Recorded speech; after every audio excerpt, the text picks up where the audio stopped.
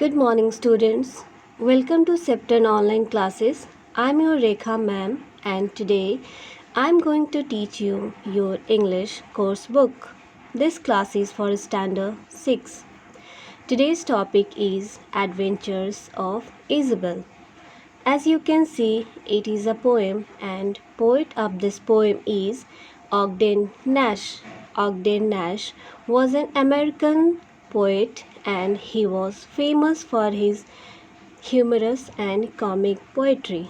The Adventures of Isabel is also full of comic and humor.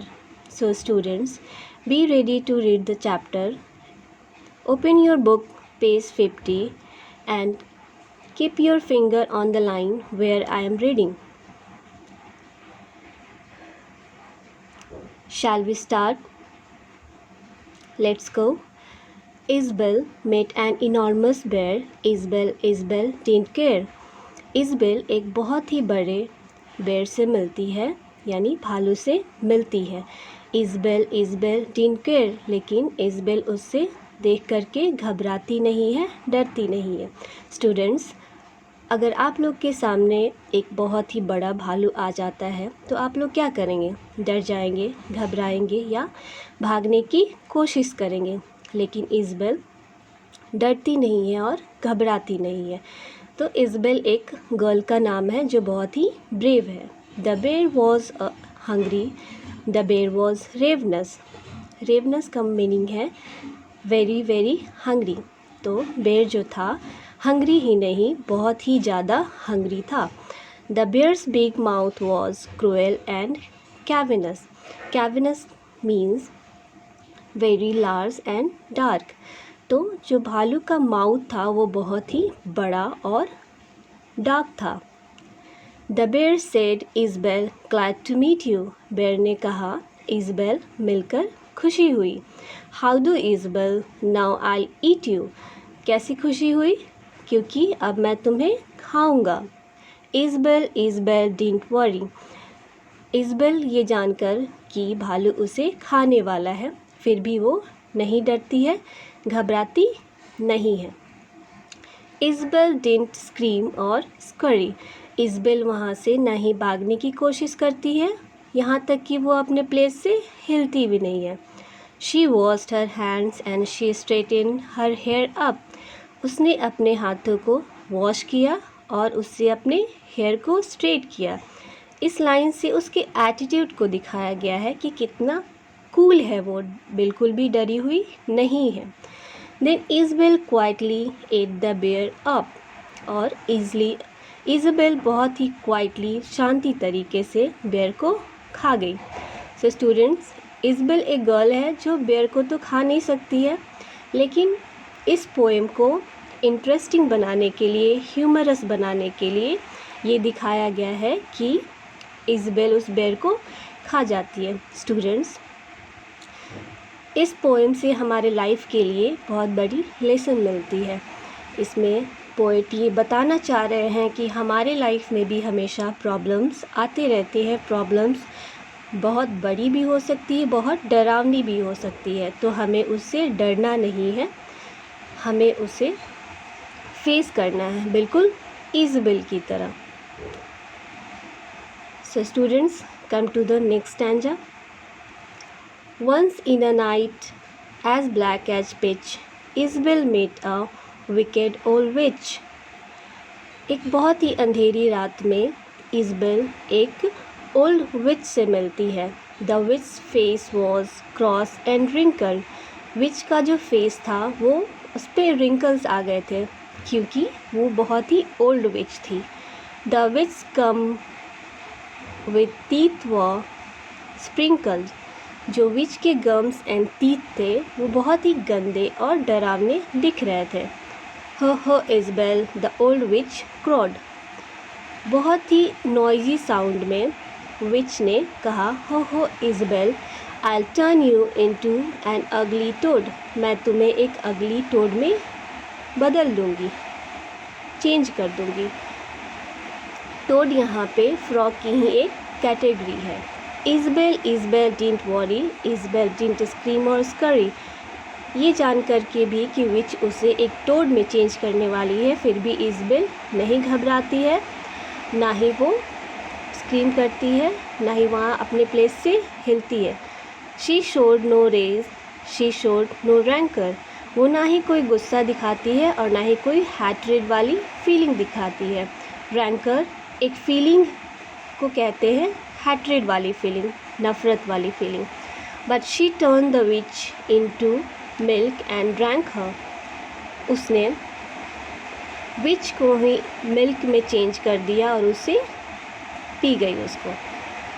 So students, यहाँ भी हमने देखा कि इज़बेल एक अंधेरी रात में विच से मिलती है। विच उसे एक टोड बनाने के लिए बोलती है, डराती है कि मैं तुम्हें एक टोड बना दूँगी, फिर भी वो घबराती नहीं है, परेशान नहीं होती है और ना ही वहाँ से भागती है। वो उसका सामना करती है, उसको फेस करती है। Students, come to the third stanza. Isabel met a hideous giant, फिर एक बार इज़बेल एक डरावने जायंट से मिलती है। जायंट यानी हिंदी में कहते हैं दानव, जो इंसानों को खा जाते हैं। इज़बेल कंटिन्यूड सेल्फ रिलायंट, इज़बेल यहाँ भी अपने कॉन्फिडेंस को बरकरार रखती है, अपनी ब्रेवरी को बरकरार रखती है। द जायंट वॉज हेरी, the giant was horrid, giant के पूरे बॉडी पे बहुत सारे बाल थे और वो बहुत ही डरावना दिख रहा था। He had one eye in the middle of his forehead, उसके फॉरहेड के मिडिल में एक आई बनी हुई थी। Good morning Isabel, the giant said, giant ने इज़बेल को कहा good morning. I'll grind your bones to make my bread, उसने इज़बेल को डराया कि मैं तुम्हारे बोन्स को ग्राइंड करके, चूर चूर करके, मैश करके अपना खाना बना लूँगा। देखते हैं स्टूडेंट्स नेक्स्ट क्या होता है। इज़बेल डिडंट वरी, इज़बेल डिडंट स्क्रीम और स्करी, यहाँ पे इज़बेल ना ही घबराती है, ना डरती है और ना ही अपने प्लेस से हिलती है। She nibble the zwieback that she always fed off, वो बहुत ही कूल तरीके से अपने बिस्किट को ख़त्म कर रही होती है। ज़्वीबैक एक तरह की बिस्किट है जो बहुत ही क्रिस्पी होता है।